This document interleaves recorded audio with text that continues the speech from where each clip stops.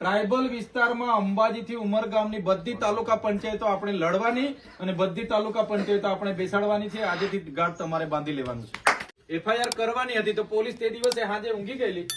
કરી દેવું જોઈએ ને એ લોકોએ. તો 7 દિવસ પછી એફઆઈઆર કરી. ને તો રાજપાડીના એફઆઈઆર માં તો 13 જણના નામ જોગ ને બીજા 70 જણ. તો અમારે હું કોર્ટમાં 70 જણને હોદી લઈ જવાના છે. અમારું આટલું જ કામ છે. એટલે લડાઈ બહુ મોટી છે.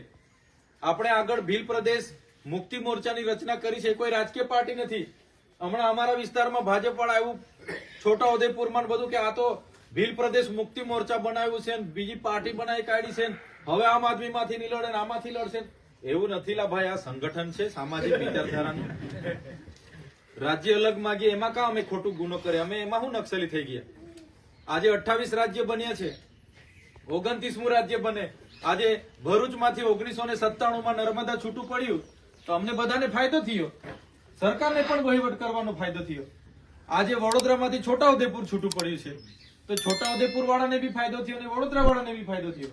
તો એવી રીતના અલગ રાજ્ય પડે એમાં તો ક્યાં કોઈને વાંધો વધે. તો એ વિચારધારા આપણે લાવવી પડશે. સરકારને એવું છે કે આ અલગ રાજ્ય માંગશે એટલે આ લોકો આપણો નર્મદા ડેમ પણ એ લોકો માંગી લેશે. અમારા રાજ્યમાં આવે છે વહીવટ જ અમે લઈ લેવા. બરાબર છે. ચિંતા આ લોકોને અહીં થર્મલ પાવર નીકળે છે એનો છે. થર્મલ પાવર માંથી વીજળી ઉત્પન્ન થાય છે, આ પાણી ઉત્પન્ન થાય છે, અહીંયા રેતી નીકળે છે, લિગ્નાઇટ નીકળે છે, અહીંયા યુરેનિયમ નીકળે છે, અહીંયા લાકડું છે, જમીનો છે, એના પરનો કબજો છીનવાનો છે. એટલે લડાઈ નાની સુની કોઈના મગજમાં હશે કે આ તો લડી લઈને જિંદાબાદ મુર્દાબાદ આવેદન આપી આવે, નિવેદન આપી આવે, ચાલો જતા રહી, એવું નથી. તમે બધા ક્રાંતિકારી લોકો છો. આ ચૈતરભાઈ બોલે છે, તમે લખી રાખજો આજની તારીખે 17/12/2024 નોટમાં લખી રાખજો. આવનારા દિવસોમાં જો ગુજરાતમાં પરિવર્તન જો લાવવું પડશે તો અહીંયા બેઠેલા આપણે બધા લાગશું ને તો પરિવર્તન આવવાનું છે. બીજો કોઈ પરિવર્તન લાવવા વાળો નથી. શરૂઆત આપણે કરી દેવી પડશે. તમારા મનમાં કોઈ સંકોચ હોય કે યાર આટલો નાનો માણસ, મારે ત્યાં તો ભાજપનો બહુ મોટો નેતા ગામમાં રહે છે, એની સામે કેમ પડવું? નહીં, પડવું પડે.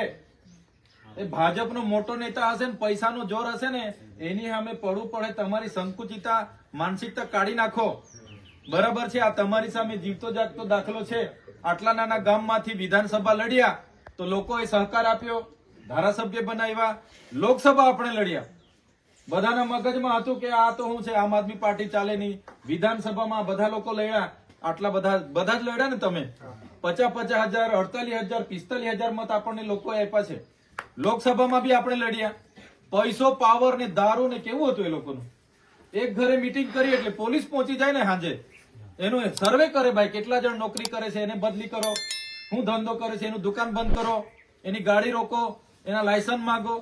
સાંજે પોલીસ પહોંચી જતી હતી ને. અમે મીટિંગ કરીને ઉઠીએ એટલે અડધા કલાકમાં પોલીસ એટલું પ્રેશર સરકારનું કે આને હરાવવાનો છે. આ ભરૂચ લોકસભા જીતે છે એને પાડો. ખુદ અમિત શાહ આવીને કહી ગયેલો, 5 વખત કીધેલું ચૈતરભાઈ તો અહીંયા નક્સલવાદી છે, એને તમે મત આપો છો, નક્સલવાદી છે. ઝઘડિયામાં મીટિંગ કરી હતી, યુટ્યુબ પર જોજો. તો ગૃહમંત્રીને ખબર છે ચૈતરભાઈ વસાવા અહીંયા લડે છે એટલે એ ગૃહમંત્રી પોતાનું સ્ટેટમેન્ટ નક્સલી તરીકે આપે. બોલો, એટલો ડર છે આ લોકોને. એટલે કહેવાનો મતલબ તમે અહીંયા બધા પોતાના ખર્ચે આવેલા છે. મેં કોઈને ભાડું તોડું કે જમણવાર કે એવું કઈ ભંડારો રાખ્યો નથી. તમે એક વિચારધારા સાથે ક્રાંતિકારી લોકો છો એટલા માટે આવ્યા છો. બાકી તો અમને તો હું ફેર પડી જવાનો ભાઈ. બીજા 2 હાથ કેસ કરે ને મને હું ફેર પડવાનો? મારા એફિડેવિટમાં હાથ કેસ બીજા આવશે, 16 ને બીજા હાથ 22 થશે, 23 થશે કે નહીં થશે? હું જેલમાં બી બેહાડી રાખે. જેલમાં કઈ ભૂકો થોડો મરવાનો છું મેં. 2 વર્ષ રાખે ને જેલમાં, હું ફેર પડી જવાનો છે. પણ લડત આપણી તૂટવાની છે. આપણે લોકો માટે જે સુખે દુઃખે ઉભા રહીએ એ તૂટી જવાનું છે. લોકોના કામ નથી થવાના. એટલા માટે આ લોકો ડિસ્ટર્બ કરી રહેલા છે. આ કઈ નાની મોટી લડત નથી ભાઈ. અત્યાર સુધીના નેતાઓ બધા કોઈ ગ્રાઉન્ડ પર નહોતું. આપણે તમે ને અમે બધા ગ્રાઉન્ડ પર છે. પોલીસ સામે આર્ગ્યુમેન્ટ આપણે કરીએ છીએ. કેમ? આપણે બધા ભણેલા ગણેલા છે. આપણે સંવિધાન જાણીએ છીએ, આપણા અધિકારો જાણીએ છીએ. એટલે કોઈએ દબાવવાની જરૂર નથી. શરૂઆત થઈ ગયેલી છે એવું માની લો. આજેથી આ કાઉન્ટડાઉન ચાલુ થયેલું છે. જેટલી 13 નગરપાલિકાઓ, પરિણામ જે પણ મળે 13 નગરપાલિકાઓ આપણે લડવાની છે. બરાબર છે. પરિણામ જે આવે તે ભાઈ બધી હારીશું તો પોહાશે, પણ 13 માણસો જોઈએ સાથે. હમણાં ગામ પંચાયતની ચૂંટણી આવે છે ભાઈ, કોઈ મગજમાં છે ને, કોઈ નાની નથી આ ચૂંટણી, બહુ મોટી ચૂંટણી છે.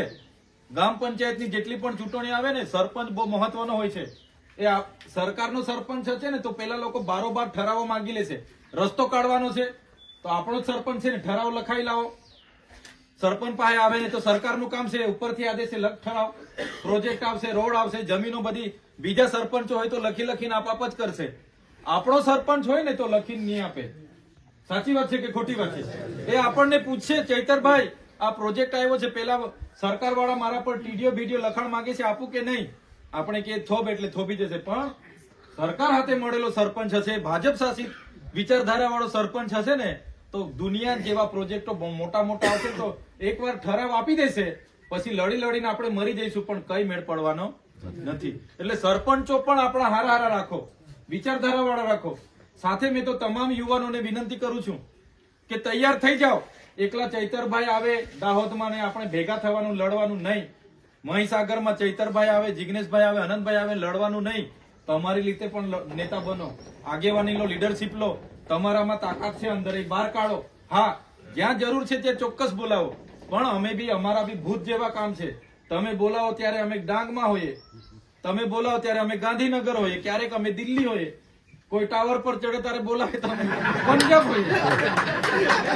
સાચી વાત છે કે ખોટી વાત?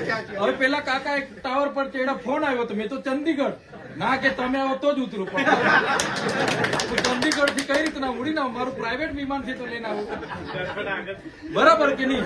એટલે મેં કીધું ભાઈ લડો. ચૈતરભાઈ આવીને લડી લેશે, અમારા ભાગનું નથી. તમારા ભાગની લડાઈ કે હું કઈ અલાઉદ્દીન નો ચિરાગ નથી કે તમને બધાને પહોંચી વળું. તમારા ભાગની લડાઈ કોઈ માતાજી બાતાજી કે ભગવાન કોઈ લડવા આવવાનું નથી ભાઈ. એ મગજમાં બાંધી લેજો. કોઈના મગજમાં હશે કે મારી લડાઈ ચૈતરભાઈ લડી લેશે, કેજરીવાલજી આવીને લડશે, મારી લડાઈ ઈસુદાનભાઈ લડશે. ભાઈ અમે ક્યાં પહોંચી વળીશું? એટલે પોતપોતાની લડાઈ માટે તૈયાર રહેજો. કોઈનું ખોટું કરવાનું નથી, પણ આપણું છીનવાઈ જતું હોય તો આપણે ન્યાય માટે લડવું પડશે ને. એના માટે હું કેમ છું, અમે બેઠા છે, કઈ વાંધો નથી. અમને જેટલું ભગવાને જ્ઞાન આપ્યું છે તમને માર્ગદર્શન આપીશું. અમારાથી દોડાશે તો સહકાર પણ મળશે. પણ હવેનો સમય તમે ટાઈમ કાઢજો. બિલકુલ હવે બાંધછોડ ચાલવાની નથી. હવે થોડો સમય આપો. આ સમય જતો રહેશે. હું ધારાસભ્ય છું, આજે થોડી ઘણી આપણા ગુજરાતમાં 4 ધારાસભ્ય છે. આગળ કઈ નતું તો બી આટલી સરસ વિધાનસભા લડ્યા છે કે નથી લડ્યા? 2022 ની લડે છે ને આપણે. તો હવે જે તાલુકા જિલ્લા પંચાયતો આવવાની છે એમાં પણ બધા તૈયાર થઈ જાઓ અત્યારથી. કોઈ સંકોચ નહીં. કોંગ્રેસના સાથીઓને પણ આપણે જે તે સમયે કહીશું, જ્યાં આપણે બેસવાનું થશે. હું તમને મારી ઓથોરિટી, નરેશભાઈની ઓથોરિટી, આ જિલ્લા પ્રમુખોની ઓથોરિટી અમે તમને કહીએ છીએ. તમે જ્યાં નક્કી કરશો ત્યાં અમે બેહવા તૈયાર છે ભાઈ. એમને બી કહીશું, જ્યાં બાર્ગેનિંગ થતું હોય, વાટાઘાટો થતા હોય, અમે અમારા પ્રયાસો કરીશું.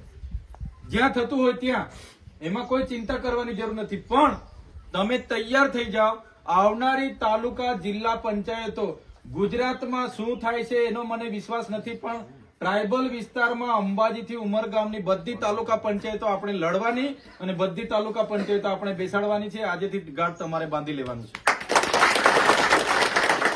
સાંજે મીટિંગો રાખો, અમને બોલાવો. મહિનામાં 15 દાડે એક જિલ્લાનો કાર્યક્રમ અમને ઘડીને આપો તમે, અમે આવીશું. રાતે તમે 4-4, 5-5 મીટિંગો રાખો, અમે કરીશું. લોકોને સમજાવીશું. લોકો રાહ જોઈને બેઠા છે.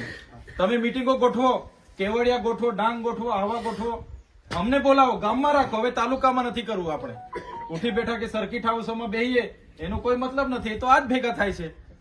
એમની સામે હું ભાષણ કરવાનું? એ તો જાણે જ છે બધું. પણ જે લોકો નથી જાણતા આ લોકોની સિસ્ટમ, એમને આપણે જાણ કરવાનું છે કે આ લોકો કઈ પ્રકારનું રાજ લાવવા માંગે છે. સંવિધાનને ખતમ કરો, પોલીસનો ઉપયોગ કરો, વહીવટી તંત્રને છૂટો દોર આપી દો. આજે ગુજરાતમાં કોઈ બોર્ડ નિગમની નિમણૂક નથી. આજે અધિકારી રાજ ચાલે છે. કોઈ બોર્ડ નિગમની, પાણી પુરવઠા, બધા નિગમો હમણાં સુધી ચાલ્યા તે બંધ. કોઈને નિમણૂકો નથી. બધું અધિકારીને હોપી દીધું. કરો તમે ભ્રષ્ટાચાર કરો. એટલા માટે અમે તો જાણીએ છીએ, વિધાનસભામાં બી લડીશું, ગ્રાઉન્ડ પર બી લડીશું. પણ તમને બધાને વિનંતી છે, તમે પણ નેતા બનો. તમારી માનસિકતા હવે ખુલ્લી કરો.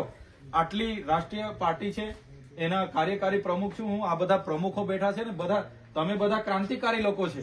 બાકી તો ચેક ડેમ બનાવવા વાળા કોન્ટ્રાક્ટ બનાવવા વાળા તો બધા પડેલા જ છે. એ બધા ભાજપમાં જ હશે. જેને દારૂ વેચવાનો હશે, જેને જુગારના આકડા ધંધા ચલાવવાના હશે, જેને માટીનું કૌભાંડ કરવાનું હશે, જેને હાઈવે ટેન્ડર ભરવાના હશે, જેને બ્રિજ, જેને આરસીસી રોડ ખાઈ જવાના હશે, બધા ભાજપમાં બેઠા જ છે. પણ આપણે તો લોકોના કામ માટે લડવાનું છે. બરાબર છે? એટલે આવનારા દિવસોમાં લડત બહુ લાંબી ચાલવાની છે ભાઈ. આવી મુવમેન્ટો કાયમ થશે. જ્યાં જેને અનુકૂળતા એ રીતના બધા ઉપસ્થિત રહીશું. પણ હવે તમે નેતા બનવાની આગળ વધો. જેને જ્યાં તક મળે ત્યાં, સરપંચમાં મળે, તાલુકા જિલ્લામાં મળે, નગરપાલિકામાં મળે કે 2027માં ધારાસભ્યમાં તક મળે, એમાં લડો અને બધા નેતા બનો. અને જ્યાં સુધી આપણે રાજ સત્તામાં નહીં આવીશું ત્યાં સુધી આપણો કોઈ મેળ પડવાનો નથી. આજે હું રાજ સત્તામાં છું, ધારાસભ્યમાં છું, ત્યારે આજે મારા ઘરે તમે આટલા લોકો આવ્યા છો. કાલે તમારામાંથી બીજા 10 ધારાસભ્ય બનશે તો આપણું સંગઠન ઓર મજબૂત થશે. તો આવનારી તાલુકા જિલ્લા અને આવનારી નગરપાલિકા, આવનારી ગ્રામ પંચાયત અને આવનારી વિધાનસભામાં આજેથી ગાઢ બાંધી લો કે ભાઈ મારે આ તાલુકા સીટ લડવી છે ને જીતવી છે, વાર્તા પૂરી. આ મારી જિલ્લા સીટ લડી લેવી છે ને જીતવી છે, વાર્તા પૂરી. મારે 2027ની વિધાનસભા લડવી છે. એટલે ગાઢ બાંધીને ઉતરી જાવ આજેથી મેદાનમાં. અમે તમારી સાથે છે. જય આદિવાસી જિંદાબાદ, ઉલ ગુલાલ જિંદાબાદ.